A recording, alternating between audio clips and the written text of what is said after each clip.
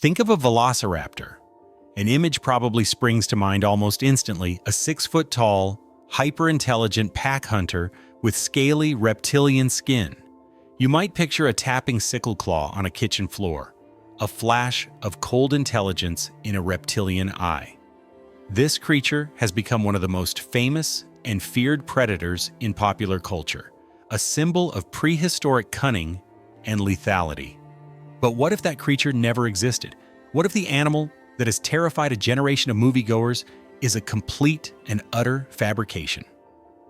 The name Velociraptor is real, but the animal it belonged to has been buried under decades of myth-making. The real predator was smaller, stranger, and in many ways, far more fascinating than the movie monster that stole its name. To find it, we have to peel back the layers of Hollywood fiction and journey back to the fossil evidence. The story of the real Velociraptor is not one of slashers and super predators, but a detective story that reveals profound truths about the link between dinosaurs and the birds we see today. Our journey to find the real Velociraptor begins nearly a century ago, not in a lush, tropical jungle, but in the vast, windswept expanse of the Gobi Desert. In 1923, a legendary expedition from the American Museum of Natural History, led by the charismatic adventurer Roy Chapman Andrews, was scouring the remote flaming cliffs of Mongolia. The area, part of the Jadokta Formation, was a treasure trove, a fossil graveyard of animals that lived some 75 million years ago. On a hot summer day, expedition member Peter Kaizen unearthed a crushed but remarkably complete skull, alongside a second fossil that included one of the animal's most distinctive weapons, a curved, sickle-like claw. Back in New York, the museum's president, Henry Fairfield Osborne, studied the find. He saw a predator. The long jaw was lined with serrated teeth, and the claw was clearly a tool for dispatching prey. He gave it a name that would echo through history: Velociraptor mongoliensis. The name is a masterclass in branding: Velox, meaning swift; raptor, meaning Caesar or plunderer; and mongoliensis, for its country of origin. The swift Caesar from Mongolia. A legend was born. But this first discovery already held clues that contradicted the monster it would become. The bones were delicate. The skull, though armed with sharp teeth, was long, low, and narrow, more like that of a modern bird than a brutish reptile. And most importantly, it was small. This was no giant. The world it inhabited was also far from the movie jungle. It was a harsh, arid landscape of sand dunes and rocky outcrops. A world it shared with armored herbivores like Protoceratops. This first skeleton, baking in the Mongolian sun, gave the predator its famous name. But it would take new fossils and new ways of looking at them to reveal its truly astonishing appearance. The first myth to fall is the monster's size. The creature depicted in cinema, standing 6 feet tall and towering over a person, is pure fiction. The real Velociraptor was a much smaller, leaner animal. An adult would have stood barely half a meter tall at the hip and measured about 2 meters in length, but more than half of that length was a long, stiff tail. In terms of body mass, it was no bigger than a large turkey or a coyote, weighing around 15 kilograms or 33 pounds. The giants seen on screen were actually based on a larger North American cousin, a velociraptor, called Deinonychus, but even that animal didn't reach the exaggerated proportions of the movie stars. The next myth to crumble is its skin. The scaly, leathery hide of the movie monster is perhaps the single greatest error. For decades, scientists have known that Velociraptor belonged to a family of dinosaurs, the Dromaeosauridae, that was bristling with feathers. Exquisitely preserved fossils of its relatives, like Microraptor and Genuine-Long, show bodies covered in everything from simple, downy fluff to complex, asymmetrical flight feathers. For Velociraptor itself, the evidence is direct and undeniable. In 2007, paleontologists examining a forearm bone, the ulna, discovered a series of small, evenly spaced bumps along its edge. These are quill knobs, the bony attachment points for the ligaments of large, veined feathers. We see the exact same structures on the wing bones of a modern eagle or vulture. This was the smoking gun. Velociraptor had wing-like arms adorned with large feathers, just like a bird. This wasn't an overgrown lizard, it was a feathered predator, a creature that looked more like a terrifying, tooth-filled groundhog than a classic reptile. This new image, a feathered, turkey-sized predator, is a world away from the movie monster, yet it possessed the one feature that Hollywood got right, at least visually: the retractable, sickle-shaped claw on the second toe of each foot. Held aloft while walking to keep it sharp, this was undoubtedly a formidable weapon. But how was it used? The classic depiction is of a pack of raptors using their claws as razors, slashing and disemboweling prey many times their own size. The science, however, tells a different story. Biomechanical studies show that while the point of the claw was needle-sharp, its inner curve was not a knife's edge.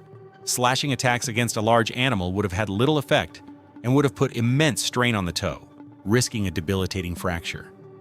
The claw's true function was likely more subtle and, arguably, more gruesome.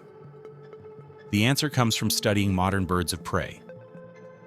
Paleontologists now believe Velociraptor was a specialist in what is called raptor prey restraint. Instead of slashing, it would hunt prey smaller than itself: lizards, mammals, and small dinosaurs. The attack would be a sudden ambush. It would leap onto its victim's back, using its body weight to pin the animal to the ground. The sickle claws would then deploy, hooking deep into the struggling prey. They weren't used to slash, but to pierce and anchor, acting like a climber's crampons to prevent escape. While the victim was pinned, Velociraptor would use its feathered arms for balance, mantling over its meal just like a modern hawk. The actual kill would be delivered by its sharp, serrated teeth.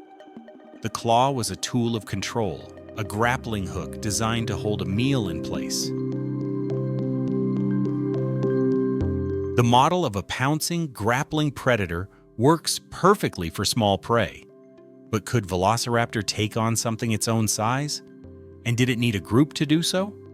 The idea of a coordinated pack of raptors is perhaps the most enduring myth of all, but it is one with virtually no fossil evidence to support it. There are no trackways showing multiple individuals moving together, nor are there kill sites with the remains of several raptors around a single large herbivore. The most profound evidence we have for its hunting behavior suggests a very different story: the life of a lonely hunter. The evidence comes from a single, breathtaking fossil known as the fighting dinosaurs. Discovered in Mongolia in 1971, this fossil is a 75-million-year-old tableau of life and death. It preserves a velociraptor and a plant-eating protoceratops locked in mortal combat, apparently buried alive by a collapsing sand dune. The velociraptor has its sickle claw embedded deep in the herbivore's neck, precisely where the carotid artery would have been. The protoceratops, in its death throes, has bitten down with its powerful beak, crushing the raptor's right arm. This incredible fossil is a snapshot of a one-on-one duel. The velociraptor, far from being a pack hunter, was tackling a dangerous, powerful animal of its own size, alone. It was a tenacious and ferociously capable predator, but there is no second raptor coming to the rescue. While it's possible they may have gathered at carcasses, much like modern Komodo dragons mobbing a kill, this is a chaotic free-for-all, not the sophisticated cooperative hunting of a wolf pack. The fighting dinosaurs fossil paints a clear picture of a solitary predator, locked in a desperate, and in this case, fatal, struggle. This incredible fossil, a 75-million-year-old moment of life and death, solidifies the image of Velociraptor as a tenacious, solitary hunter. But this fierce, bird-like anatomy and behavior didn't arise in a vacuum. They were the product of its place in one of the most important family trees in the history of life. Velociraptor was a dromaeosaurid, a family of theropod dinosaurs that sits right next to the origin of birds. On the evolutionary tree, they were not the direct ancestors of birds, but they were incredibly close cousins, sharing a recent common ancestor.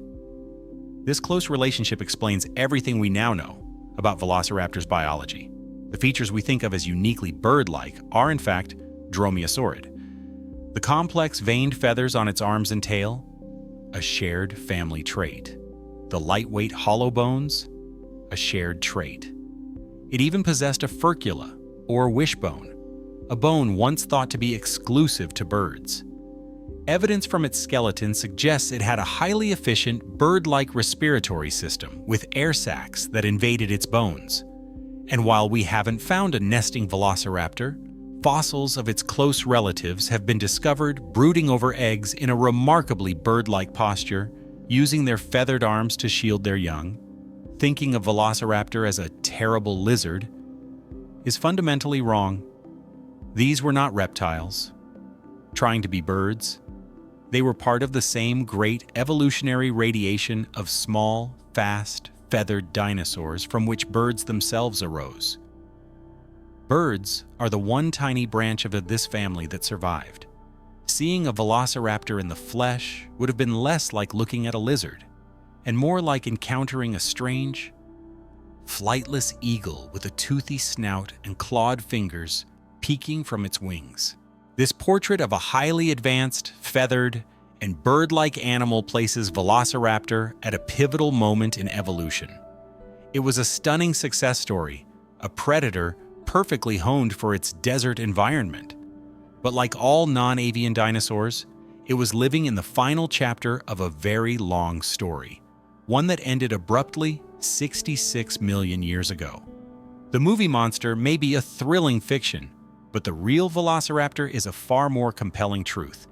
It was not a brutish, scaly villain, but an intelligent, feathered predator that gives us a breathtaking glimpse into the origin of birds. The truth is not a 6-foot monster, but a bizarre, turkey-sized dino bird that is infinitely more interesting.